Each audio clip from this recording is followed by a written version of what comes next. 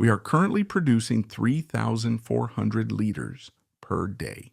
Our dairy platform spans 40 hectares, dedicated to milk production. Here we can see Sansão, a cloned bull, one of the only clones of Sansão worldwide. This is the group of pre-calving cows close to giving birth. Here we have a cow that is 17 years old and has had 14 calvings. We protect them at night and during rain to keep the soil dry. Our cows now show significant improvements in udder systems and much better production, even within the grazing model we implement. Currently, we have a stocking density of 5 cows per hectare, yielding productivity of around 30,000 to 32,000 liters per hectare per year. Here at Empedrado, we are milking between 200 and 205 cows daily, including approximately 180 Gyrolando cows and 20 to 25 Gyr cows. Welcome to our Santa Fe channel. I'm here in Colombia with Camilo visiting a Gyr dairy cattle farm. Camilo, could you introduce yourself and show us the farm? Thank you very much. It's a pleasure to be here with you and share the work we've been developing. Our family has been involved in agriculture and livestock for 3 generations. Today we are visiting our dairy farm in Empedrado, where we produce milk with Gyr and Gyrolando cattle under a grazing system. It's an honor to have you here. Thank you for visiting. These are the clones of the bull Sansão, which we will discuss further. Sansão is the most significant bull in the Gyr breed. These clones were made in collaboration with a Brazilian partner. They are now returning from the pasture, and we will gather them shortly. At Empedrado, our family business focuses on milk production with Gyr and Gyrolando cattle and genetic improvement of these breeds. Here we have Sansão, one of his clones unique in the world.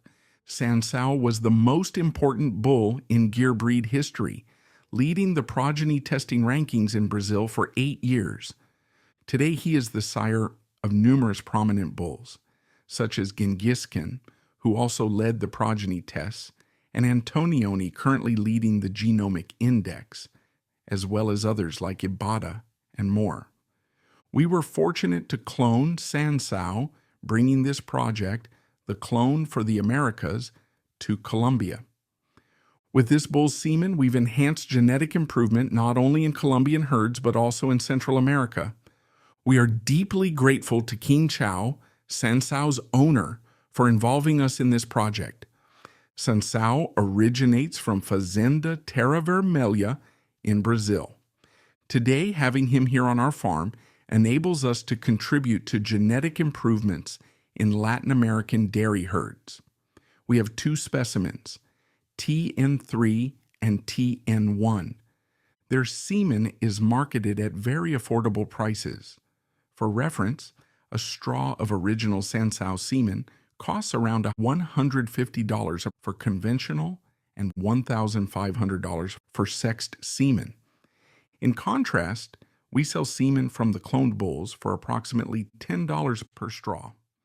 This pricing allows us to democratize this genetics, fulfilling the project's mission of impacting genetic improvements in dairy enterprises positively. Here we can observe a group of replacement heifers. These are mostly F1 heifers, a cross between Gyr and Holstein, known as the Gyrolando breed. In our case, we use an artificial rearing method, which we will discuss further. This process lasts about 70 to 80 days.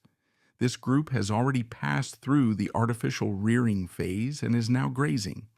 In grazing, we bring them in daily. As you can see, there are feeders here where we provide them with grain. At this stage, we feed them a concentrate, offering 2 kilograms to support proper development. These heifers stay on this farm until they reach about 250 to 260 kilograms, after which they are moved to another farm where we complete their raising. These heifers are grazing on Pasto Estrella, a variety of Synodon grass, where their average daily weight gain during this phase is around 600 grams. This is a glimpse into how we manage the rearing and raising of our Gyrolando cattle.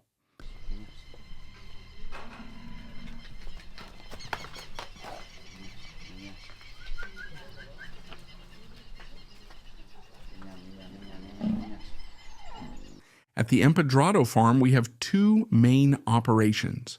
One is agricultural. We are sugarcane producers. The other is livestock focused, specifically milk production and genetic improvement of the Gyrolando breed. The plots you see ahead are new additions to our livestock operations. We recently incorporated them into our dairy platform. As you can see, these plots currently lack shade or trees, as they were previously dedicated entirely to agriculture. We are now working on reforestation to ensure adequate shade for our cows. While waiting for these trees to provide effective shade, we've created communal areas with existing trees where cows can rest after grazing. This ensures their comfort. This is part of the rotation dynamics for these plots. Later, we will visit another farm developed specifically for livestock, which has plenty of trees and shade to ensure the comfort of our cows.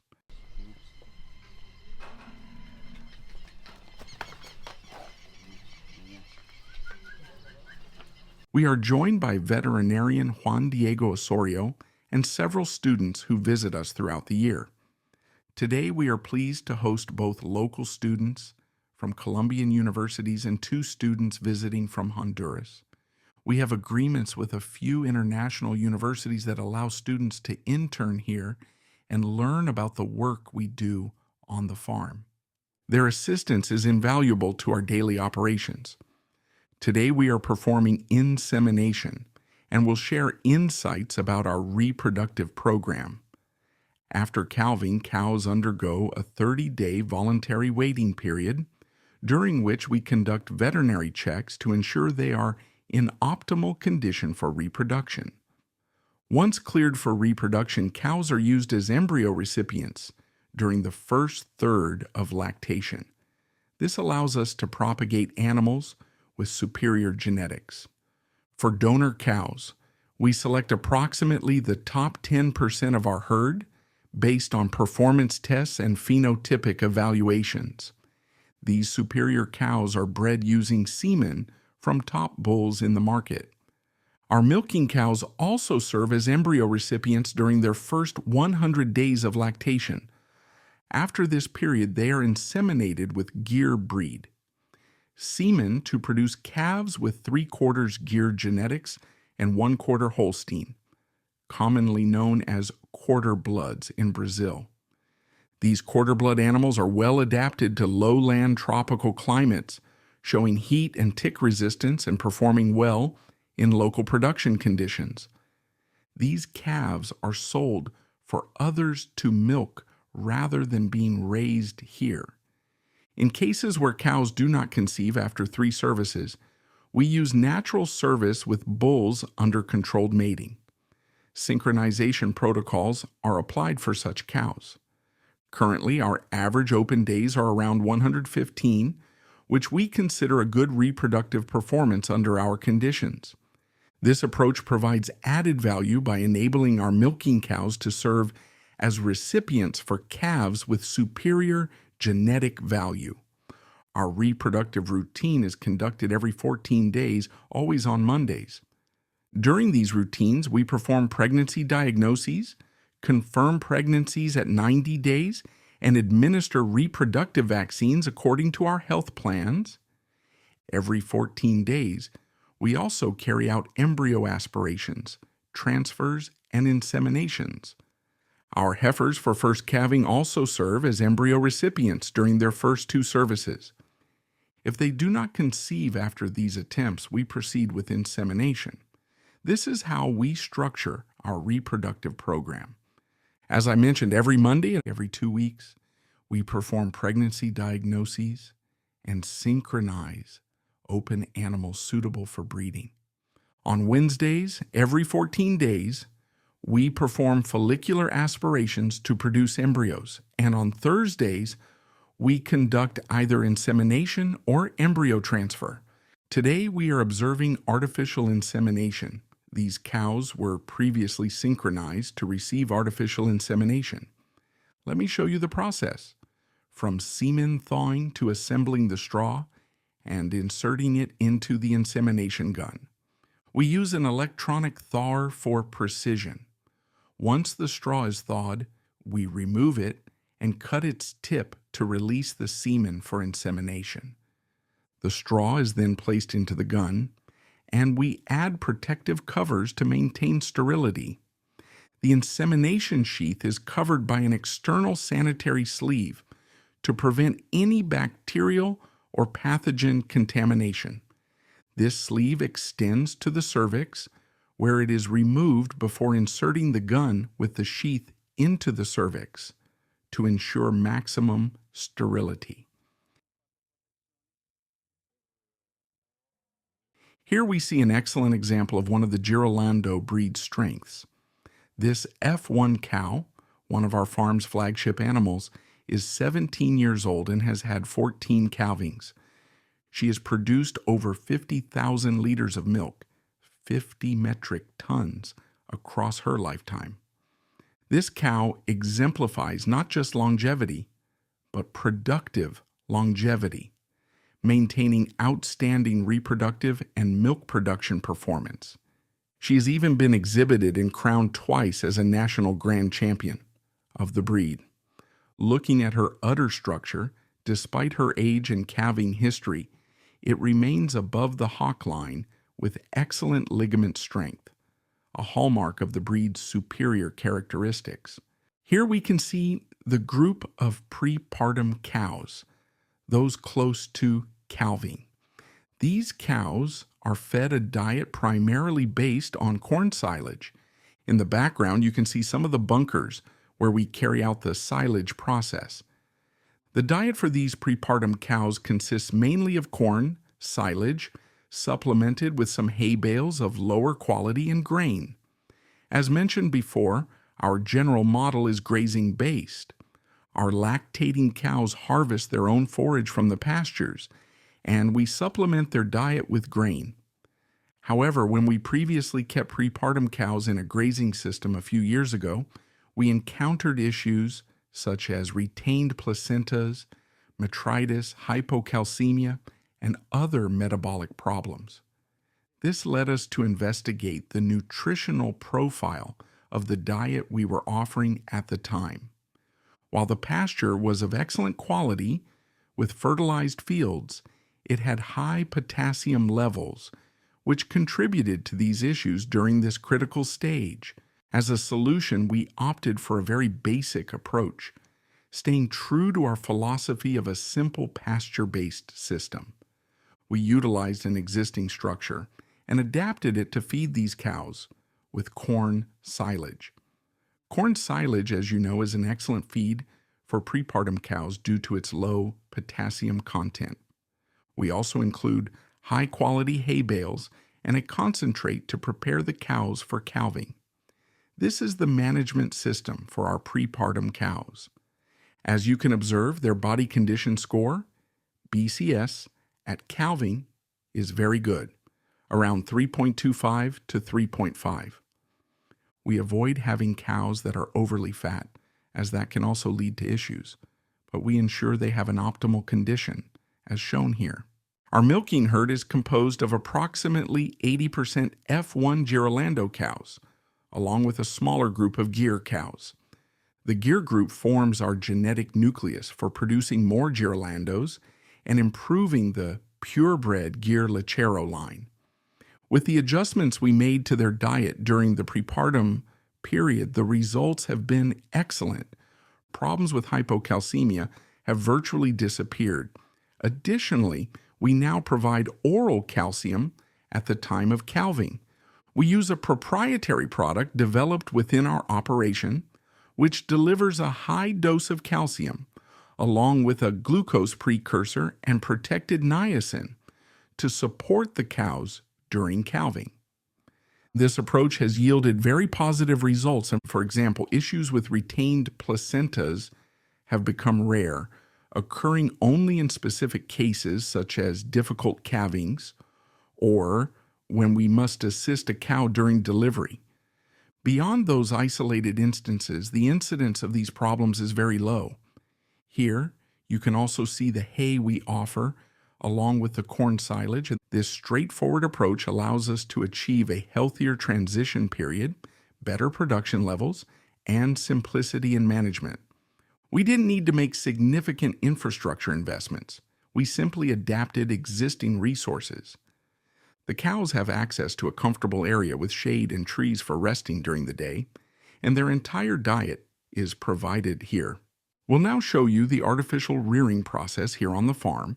We use a very simple, straightforward model where we manage 4 pens and move the calves based on their age and weight.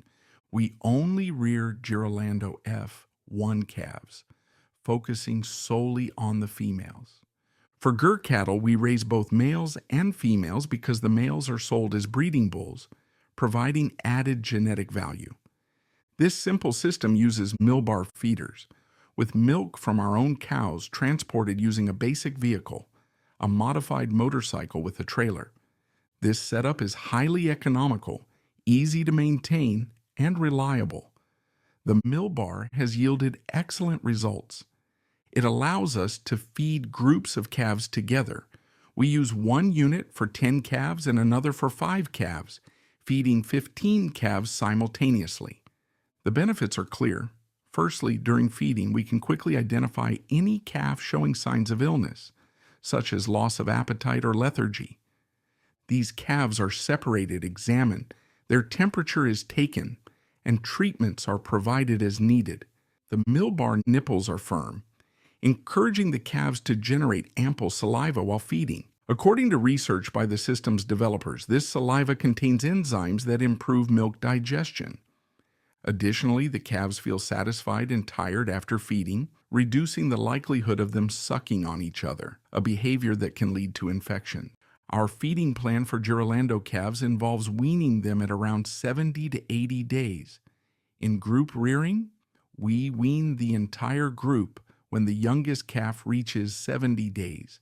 The average weaning weight is approximately 105 kilograms. The feeding process begins with 5 liters of milk per day, increasing to 6 liters and then to 8 liters for about 15 chaguid days. We focus on maximizing milk intake during the first 45 days. Afterward, the calves transition to weaning over a 10-day period with 2 liters of milk daily. We strongly encourage grain consumption. The calves always have access to starter concentrate with a 21% protein content. Since textured feeds are unavailable locally, we use pelleted feed, supplemented with 5% whole corn. This adjustment has been highly beneficial. We work closely with Mario Ordonez, our nutritionist, who is also a partner in our feed production company. Using knowledge gained from Dr. Mike Hodgen's classes, we've developed this pelleted concentrate to meet our needs. The mineral product we use contains 23% calcium, 15% phosphorus, essential microminerals, and vitamins A, D, and E. This supports weight gain and immune system development, which has proven highly effective. For us, the starter concentrate is a fundamental component of the calf's diet. We continuously stimulate grain intake to ensure that by weaning at around 80 days, the calves consume at least 2 kilograms of concentrate daily. I'll show you the next groups of calves so you can see how they progress and how we manage them at each stage. It's worth noting that the calves always have access to fresh, high-quality water. This practical rearing system has been refined to deliver excellent results. All the feed used on the farm is formulated by us. We work with a partner company that manufactures our balanced feed. For the starter concentrate, we receive the pellets from the factory and mix in 5% whole corn here on the farm. It's a simple process. We measure 1 kilogram of feed and mix it with 50 grams of whole corn before feeding. We also produce our own mineral salt tailored for the calves' first stage of life. This autonomy in feed formulation and production ensures we meet the specific nutritional requirements of our calves. We organize the pens like a school. The smallest calves stay in one group, then move to the next pen as they grow. This continues until they graduate to the larger groups.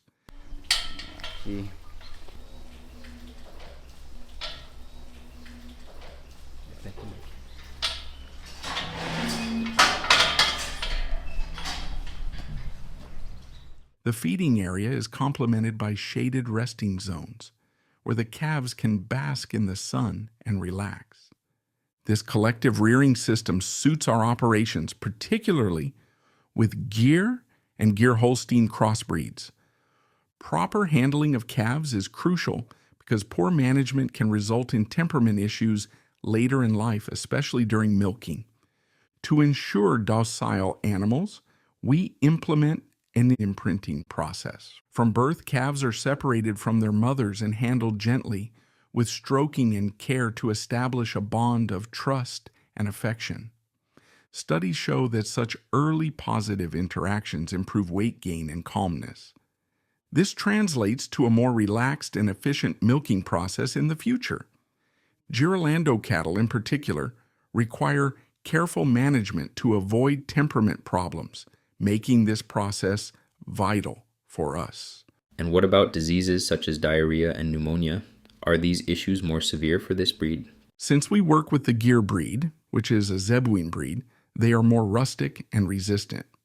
When we cross Gyr with Holstein to produce F1 Gyrolando calves, the F1 combines the best traits of both breeds, which makes it so successful. The Gyr contributes resilience and rusticity. For calf rearing, we ensure the facility is well ventilated, which helps reduce the incidence of respiratory issues. Additionally, we follow strict protocols, starting with colostrum management. We measure colostrum quality, administer it within the first 4 hours of life in the appropriate quantity, and verify that the calves are properly fed. During the first 5 days, we take a blood sample, separate the serum, and measure it with a refractometer to confirm that all colostrum management steps were correctly followed.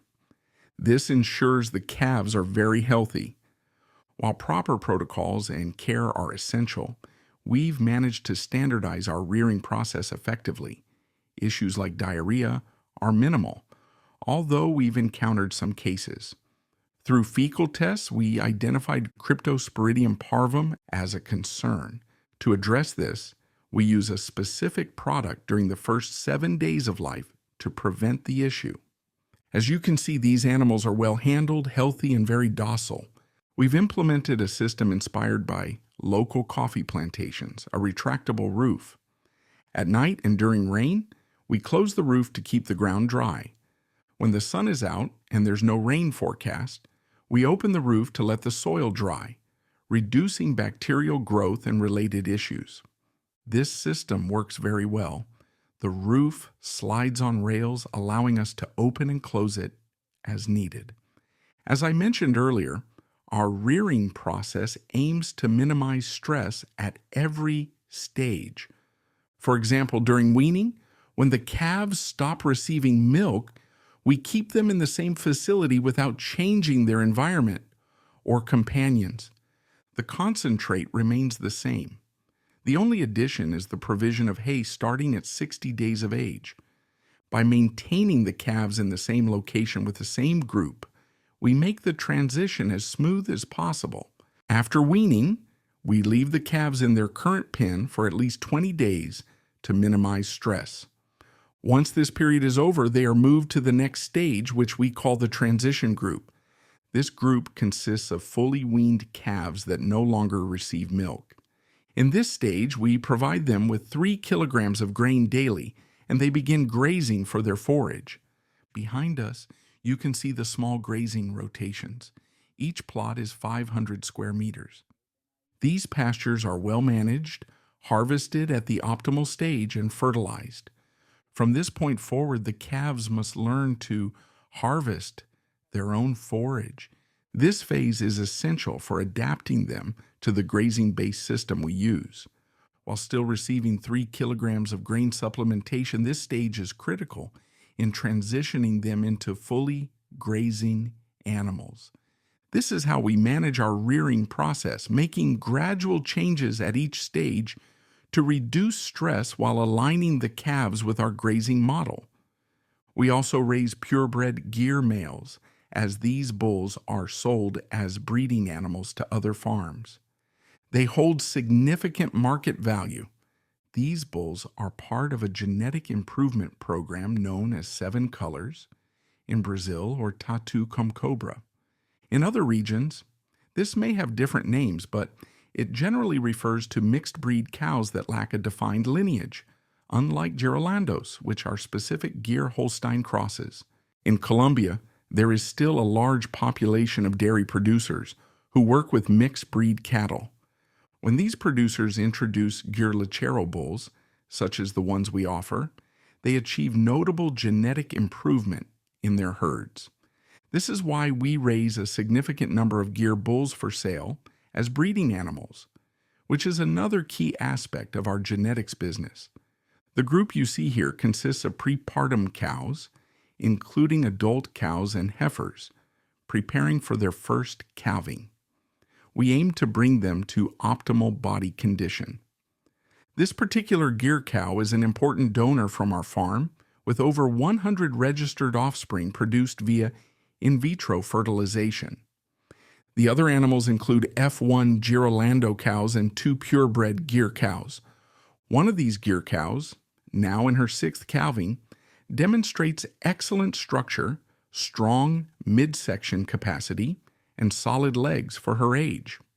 Her udder still shows good ligament strength despite her calving history. We focused heavily on improving traits like udder structure. Historically, Gyr cows had udders with poor ligaments, thick, long teats, and weak legs. Through our efforts, we now have animals like this one, which retain the characteristic strength and rusticity of Zebu cattle, but with significantly improved mammary systems and better productivity. Under our grazing model, these cows produce around 4,000 liters of milk, which is excellent for animals adapted to tropical conditions. What makes this particularly valuable is that these Gyr cows serve as the genetic platform for producing F1 Gyrolando cattle. By crossing them with Holstein bulls, known as Hollandese in some regions, we create F1 Gyrolando cows that combine the heat resistance, tick resistance, and endurance of the Gyr with the high milk production and superior mammary traits of the Holstein. This results in a versatile animal capable of producing high milk yields in tropical climates. Here you can see another cow. This one is younger, but shows great strength, excellent midsection capacity, and the medium stature we seek. In our grazing system, smaller animals perform better. Large animals take longer to conceive and experience more challenges. Medium-sized cows exhibit better health and reproductive performance.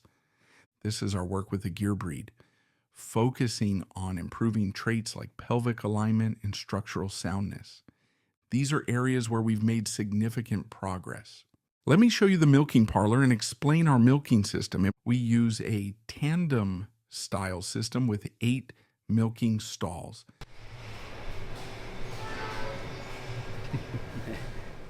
This system isn't very common worldwide, but it's frequently used here in Colombia. It's a parallel system with 8 independent milking units. Our setup includes automated feeding technology, automatic milking unit removers, daily electronic milk measurement, and an automated gate system. One of the common challenges with this system is the gates, but we've automated ours using photocells. These photocells detect when a stall becomes available, and the system automatically brings in another cow for milking. This has allowed us to achieve good efficiency, averaging 6.2 to 6.3 cows per stall per hour. We provide concentrate feed during milking using the automated system. The Parlor is a Delaval system, and we also have an automatic sorting gate. I'll show you how it works later.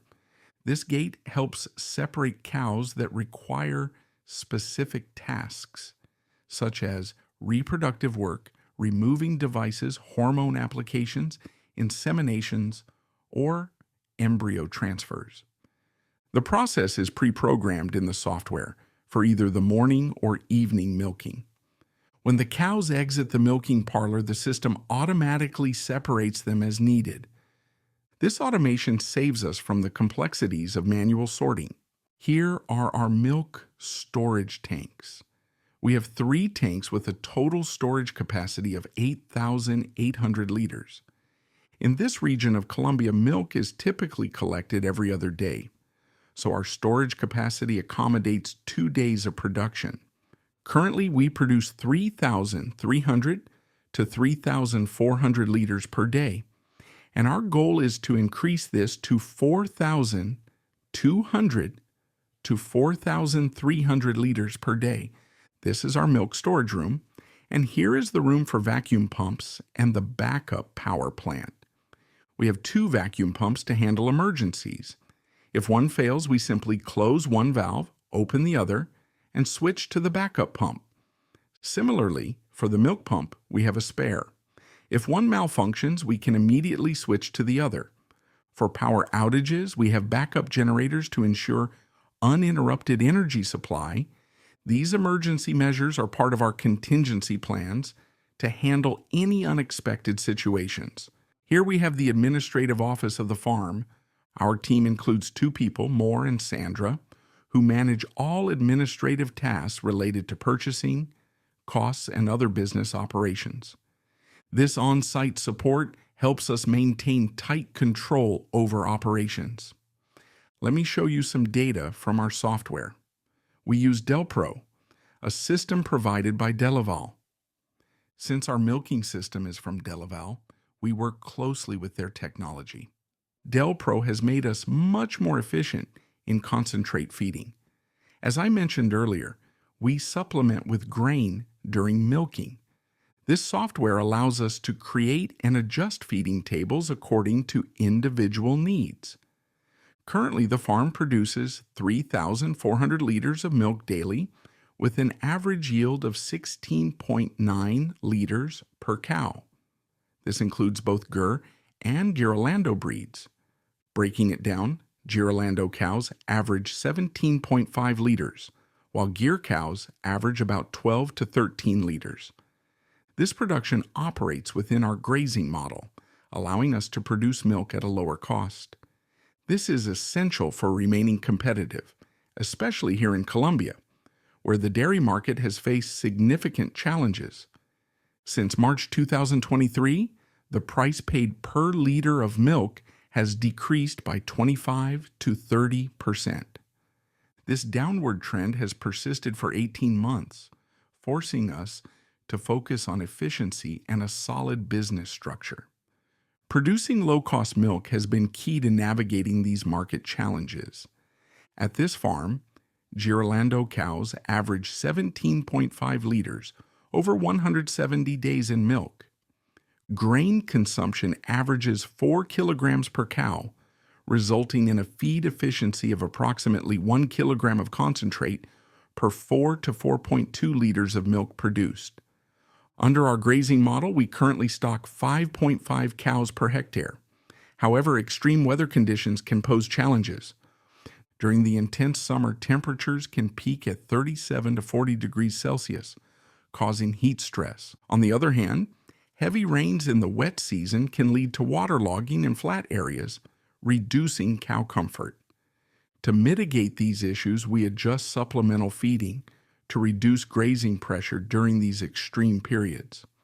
The average annual temperature in this region is 24 to 25 degrees Celsius, with peaks reaching 39 degrees Celsius during the summer. And internally? Internally, we don't experience cold seasons. Being in the tropical belt, we don't have traditional seasons. Instead, we follow a bimodal rainfall pattern. 3 months of dry weather followed by 3 months of rain, and so on. The temperature remains relatively stable throughout the year, but during the dry season it can rise significantly.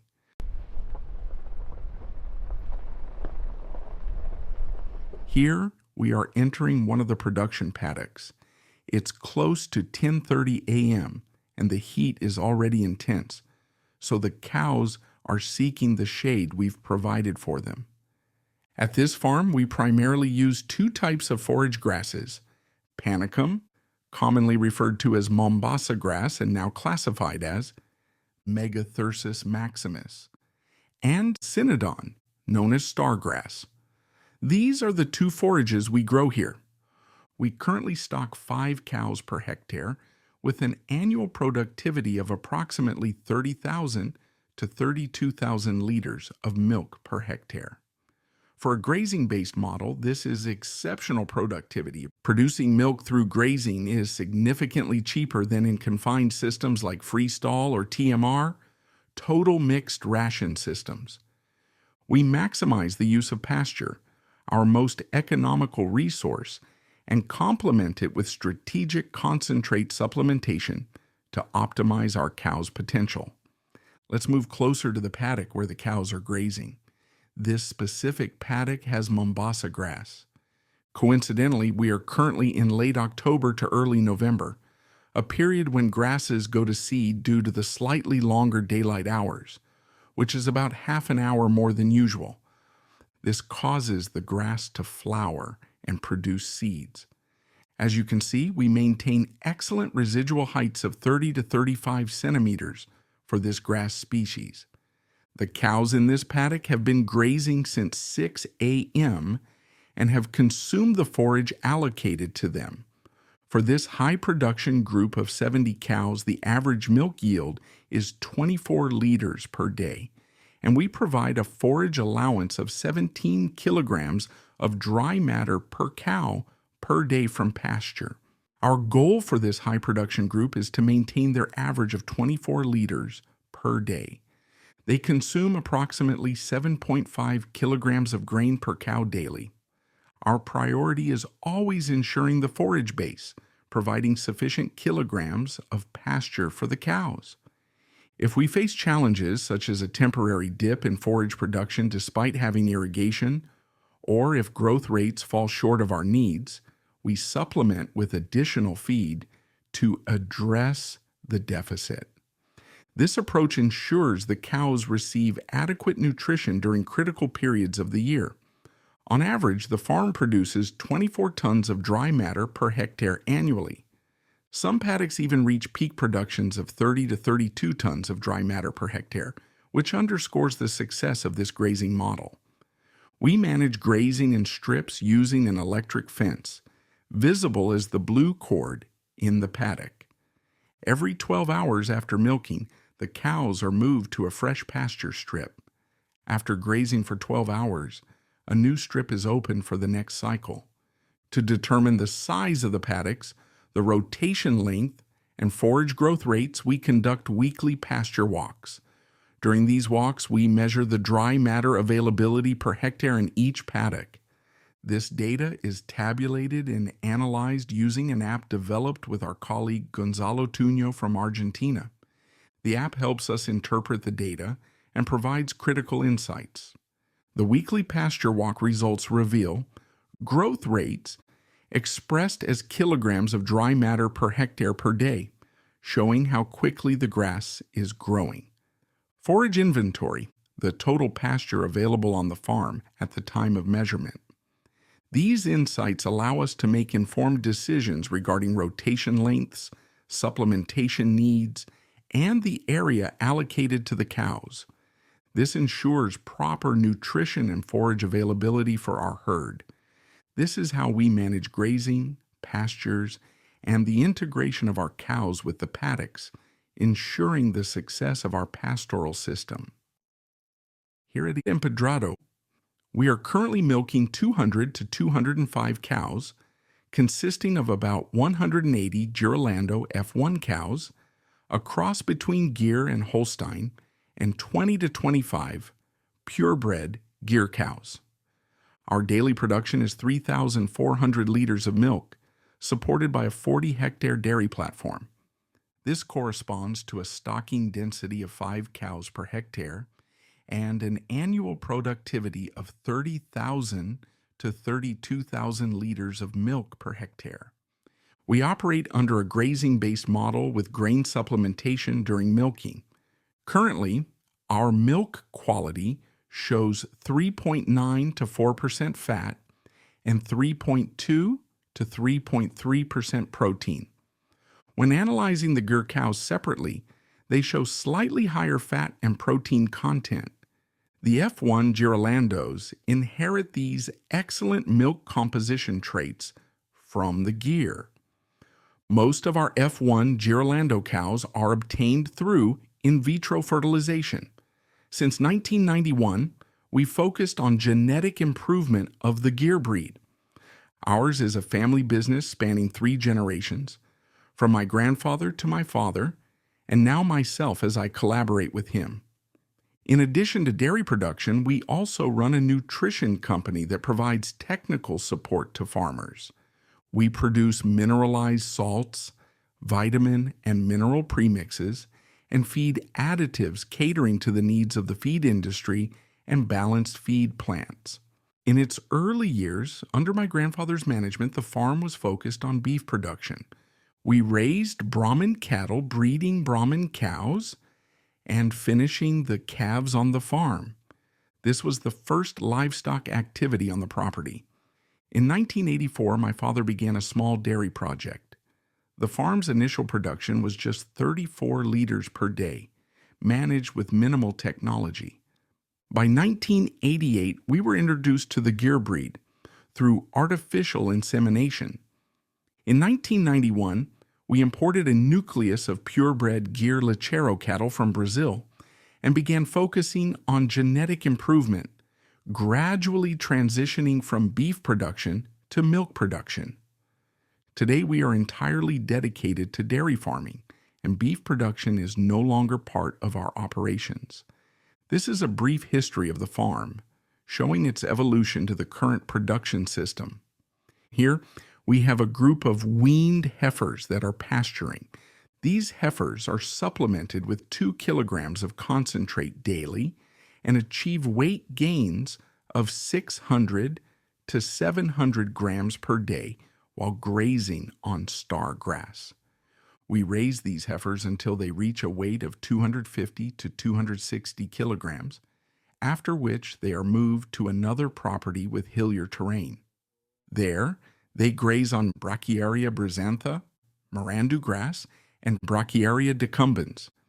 In this phase, instead of concentrate, we provide protein-enriched mineral supplements.